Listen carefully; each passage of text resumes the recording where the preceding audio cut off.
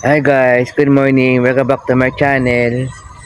Sa video ito guys, upload ko sa inyo ang paliwanag ni Pangulong Bongbong Marcos tungkol sa mga polisiya. So yun guys, para malaman nyo ang kanyang paliwanag guys, panoorin nyo ito.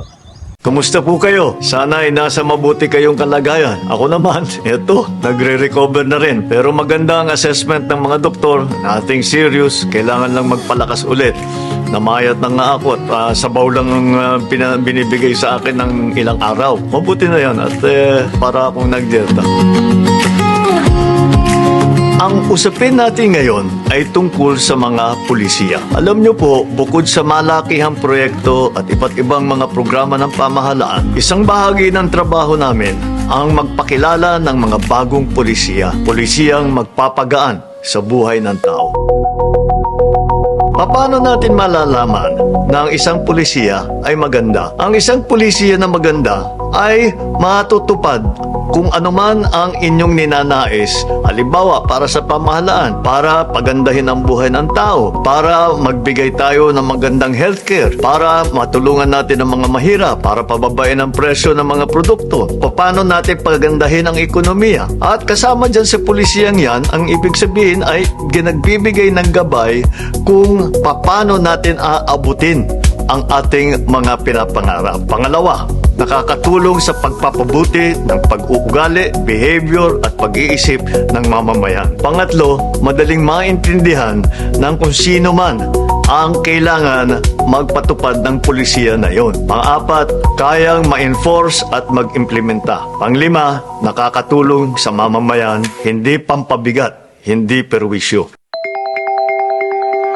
Sa ibang bansa, higit na mapapansin ang epekto ng pulisiya sa kultura at pag-uugali ng tao. Una dyan siyempre, ang pulisiya sa pandisiplina. Halimbawa, tanyag ang Singapore sa pulisiya na pagbabawal ng bubble gum. Pinagbawal ang pagbebenta at pagpapasok nito sa bansa dahil napakahirap linisin at kapag idinidikit kung saan-saan. Maraming insidente na na-stuck ang mga pinto ng tren dahil sa improper disposal. Lumalaki ang cleaning cost, nade-delay ang biyahe. Kamakailan, naglabas na rin sila ng pulisiya na mga online scammer. Ay sinasabi, 6 hanggat 24 na palo ang aabutan ng mga mahuhuli na ginagawa ang labag sa pulisiyang nila. Sa Alemanya naman ay may mahigpit na pulisiya sa pagpapadaan sa mga ambulansya at iba pang emergency vehicle gaya ng fire truck. Naalala ko ito dahil may insidente tayong kamakailan kung saan hindi pinadaan kaagad yung bumbero kahit bumubusina na siya. Sa Japan naman ay higit ang paggalang sa pedestrian lane. Kaya naman kahit mga bata ay kumpiyansang tumatawid dahil safe na safe ito. Marami ring mga pulisya patungkol sa work-life balance at wellness. May mga bansa gaya ng Espanya na may local policy na ina-encourage na mag-siesta. Nagsasara ang mga tindahan pagka panahon na mag-lunch. Maraming bansa, gayang ng Pransya, ang implement na right to disconnect policy. Ibig sabihin, hindi mo kailangan sagutin ang tawag ng trabaho kapag wala sa oras at outside working hours. Hindi bagay sa Pilipinas yan dahil masyadong masipag ang Pilipino kahit ano sabihin mo, sasagutin at sasagutin nila yan. Sa Belgium naman, isa sa pulisiya nila at sila yung nauna rito ang tinatawag na 4-day work week. Ibig sabihin, sa isang linggo, 4 na araw lang ang trabaho. Lahat ng pulisiyang ito ay iniisip para magkaroon din ng mas magandang productivity ang mga mamamayan at mabawasan ang tinatawag na burnout. May iba namang bansa na may special policy sa kalusugan. Malalaking tax ang ipinapataw sa mga sugar products para ma-discourage ang mamamayan na masyadong ang pagkonsumo nito. Isa ang Mexico sa gumawa nito. May version din ng UK, Middle East, pati na rin tayo dito sa Pilipinas. Sa New York, ipinagbawal yung tinatawag na trans fat. Hindi ka pwede na mag-serve ng pagkain na may trans fat na laman. Ito ay paraan para labanan ang obesity at diabetes sa mamamayan natin.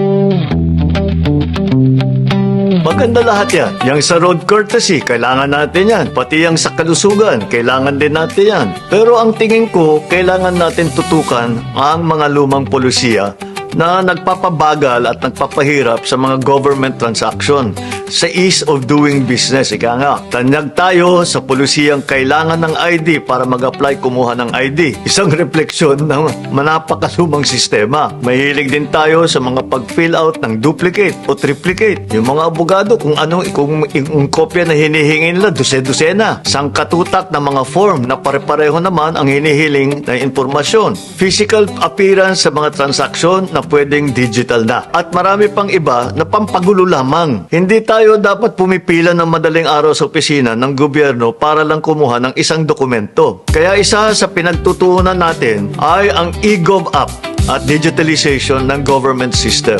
Maraming masosolusyonan na problema ito.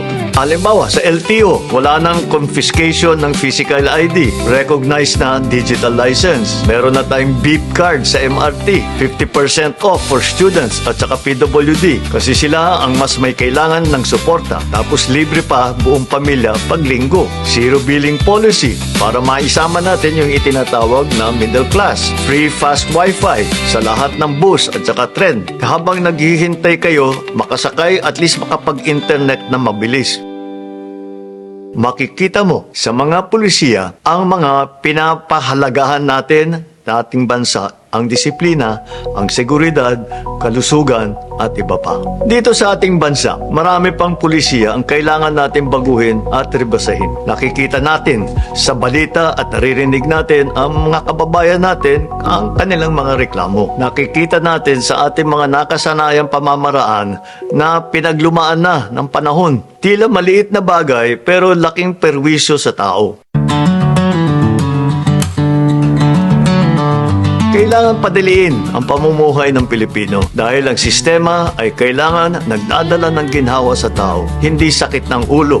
Kailangan din natin tandaan na matagumpay ang mga pulisiya sa ibang bansa dahil sa kooperasyon ng ating mga mamamayan. Na bagamat hindi popular sa simula ang isang pulisiya, kapag binigyan ng pagkakataon maimplementa ng tama, maganda naman ang resulta. At siyempre, tandaan natin na sa kabila ng pulisiyang inilalatag natin, ito dapat ang nagtutulak sa atin mga maging mas mabuting Pilipino. Ang mga pulisiya ay kultura na isinusulat bilang batas. Ipaalam ninyo sa amin sa comment section kung may mga mungkahi kayong pulisiya na makakatulong solusyonan ang marami nating problema. Aabangan namin ang mga suggestion ninyo.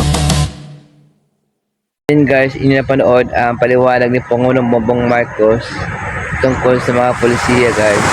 Yan guys, kung gusto niyo yung video ito, please like, share, subscribe, and click the bell icon para updated kayo sa mga videos na upload ko pa. Kung nanonood kayo sa Facebook guys, i-follow naman ang ating